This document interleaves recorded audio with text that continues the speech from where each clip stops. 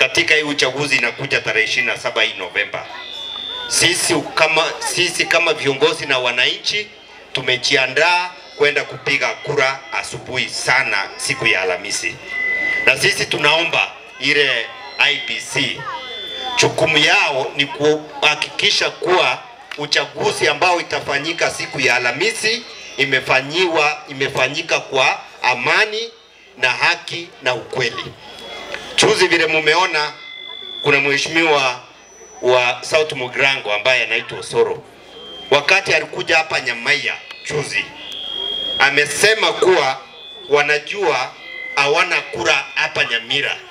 Akasema vizuri sana kwa akiangalia huko Nyansiongo candidate wao hawezi kushinda, wakiangalia Ekerenyo hawezi kushinda, hapa Nyamaiya hawezi kushinda, lakini akasema liwe liwalo watachaza na mkono.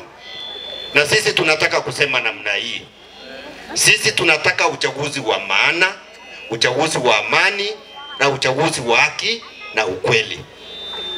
Kama wale ndugu zetu katika chama cha UDA wakituputu kuleta ile faraga ama mambo yoyote wakati wa uchaguzi siku hiyo, sisi tuko hapa, tutachunga hizo kura na IEBC ihakikishe kuwa hakuna wizi wa kura ambao utafanywa na UDA vile kiongozi wao amesema.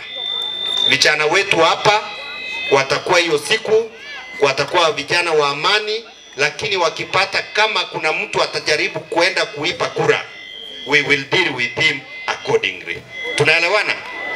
Na sisi tunataka kuomba wale viongozi ambao wanatoka huko nje ambao sio wa Nyamira County, mkikuja hapa mkuwe na heshima. Mkikuja hapa kuja na heshima. Kama hamwezi kuja na heshima, mkae kwenu. Sisi watu wa Nyamira tutapanga mambo yetu na tutapiga kura zetu ili kuhakikisha kuwa hiyo uchaguzi imefanyika. Kwa hayo mengi